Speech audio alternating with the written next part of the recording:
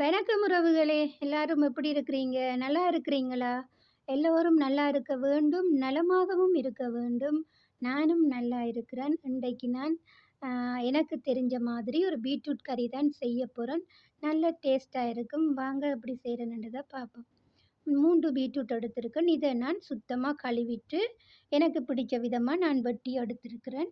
பாருங்க, மெல்லிசா நான் வெட்டி எடுத்திருக்கேன். அப்பதான் டக்குண்டு அது வெந்துரும். அதுக்கு தேவையான பொருள் எல்லாம் நான் வெட்டி எடுத்து வச்சிருக்கிறேன். வெங்காயம், தக்காளி பழம், பச்சை மிளகாய், உள்ளி, கருவேப்பிலை, வெந்தயம், சீரகம் எல்லாம் எடுத்து வச்சிருக்கிறேன். நாங்கள் இப்போ சமைக்க போகிறோம்னு சொன்னால் முதல்லையே தேவையானது எல்லாம் நாங்கள் வெட்டி ரெடி பண்ணி வச்சிட்டோம்னு சொன்னால் சமைக்கிறதுக்கு ஈஸியாக இருக்கும். கடாயில் எண்ணெய் விட்டுருக்கேன். நான் ஒலிவ எண்ணெய் தான் யூஸ் பண்ணுறேன். ஒலிவ எண்ணெய் சாப்பிட்றது மிகவும் ஆரோக்கியம். ஒலிவ எண்ணெய் வீட்டில் இருந்தால் காலையிலேயே ஒரு சின்ன டீஸ்பூனில் அதை நீங்கள் குடிங்க. ஒரு டீஸ்பூன் குடிச்சிங்கன்னு சொன்னால் காலையிலேயே அது மிகவும் நல்லது. பாருங்கள், எண்ணெய் சூடாயிட்டுது. அதுக்கு பிறகு நான் அதில் வெந்தயமும் சின்ன சீரகமும் சேர்த்துருக்கிறேன். அதோட உள்ளியும் பச்சை மிளகாயும்.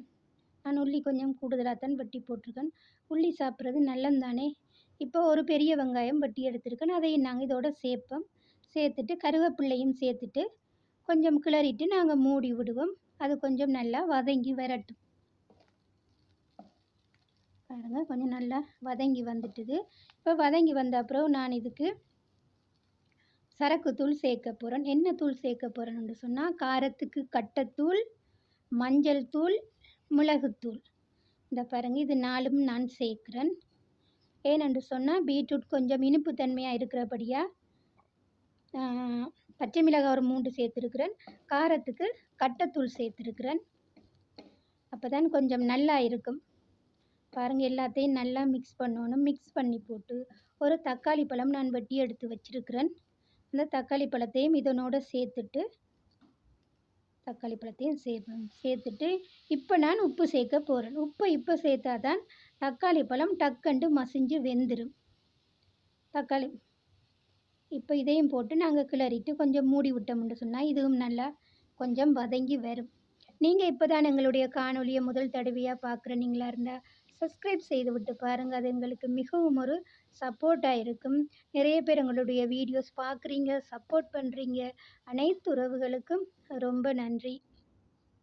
பாருங்கள், இப்போ இதெல்லாம் வதங்கிட்டது. நான் இப்போ வெட்டி வச்சுருக்க பீட்ரூட்டை இதனோட நான் சேர்க்க போகிறேன். நாங்கள் பீட்ரூட் சமைக்கும்போது கறி மிளகாய் சேர்த்து சமைக்கலாம், உருளைக்கிழங்கு சேர்த்து சமைக்கலாம், கேரட் சேர்க்கலாம். நல்லா இருக்கும். நான் கறி மிளகாய் இருந்தது சேர்க்கையிலேன்னு சொன்னால் இன்னும் கொஞ்சம் காரம் கூடிருமெண்டு. அப்போ அதனால் பீட்ரூட்டை தனியாக தான் சேர்த்துருக்குறேன். பாருங்கள், இப்போ கொஞ்சம் நல்லா வெந்துட்டு இப்போ அந்த தண்ணி தன்மை இருக்குது. இந்த தண்ணியும் நல்லா வற்ற வேணும். தண்ணியும் வற்றி அந்த எண்ணெயிலேயே வதங்க வேணும். வதங்கின பிறகு நான் கொஞ்சம் தேங்காய் பாலும் எடுத்து வச்சிருக்கிறேன். நல்லா இருக்கும். பாருங்கள், இப்போ கொஞ்சம் வதங்கிட்டுது. வதங்கின அப்புறம் அந்த தண்ணி எல்லாம் வற்றிட்டுது. தண்ணி இல்லை பாருங்கள். நான் இப்போ தேங்காய் பாலும் இதோட சேர்த்துட்டு அப்படியே கொஞ்சம் கொதிக்க விட்டோம்னா சரி. நல்லா கொதித்து எல்லாம் வற்றி வரும். அப்போ தான் நல்லா இருக்கும். இன்றைக்கு எங்கட விட்ட வெள்ளை சோறு தான் அதிகம் சாப்பிட்றது. வெள்ளை சோறு, அவிச்ச முட்டை, பீட்ரூட் கறி, போஞ்சி கறி. இதுதான் எங்களுடைய பகல் உணவு. பாருங்கள், இப்போ நாங்கள் அப்படியே மூடி வச்சிருவோம். இப்போ பாலெல்லாம் நல்லா கொதித்து வற்றி வரும். பாருங்கள், எல்லாம் நல்லா வற்றி வந்து வதங்கி வந்துட்டுது.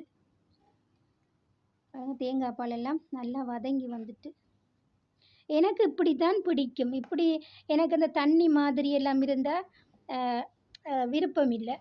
குழம்பு மாதிரி எல்லாம் இருந்தால் இப்போ எல்லாம் நாங்கள் சேர்த்து வைக்க வேணும். பாலெல்லாம் நல்லா விட்டு சமைக்கணும். இப்படி வதங்கி வரணும். அப்போ தான் நல்லா இருக்கும். இந்த பீட்ரூட் கறி உங்களுக்கு பிடிச்சிருந்தா லைக் பண்ணுங்கள், கமெண்ட் பண்ணுங்கள், சப்ஸ்கிரைப் பண்ணி சப்போர்ட் பண்ணுங்கள் உறவுகளே. பாருங்கள் எப்படி இருக்குன்ட்டு சொல்லி நல்லா வதங்கி நல்லா இருக்குது. இப்போ நாங்கள் வெள்ளை சோத்தில் வச்சு முட்டை இதெல்லாம் வச்சு பிணைஞ்சு சாப்பிடும்போது அந்த மாதிரி இருக்கும். மீண்டும் இன்னொரு காணொளியோடு உங்கள் பானு. நன்றி உறவுகளே.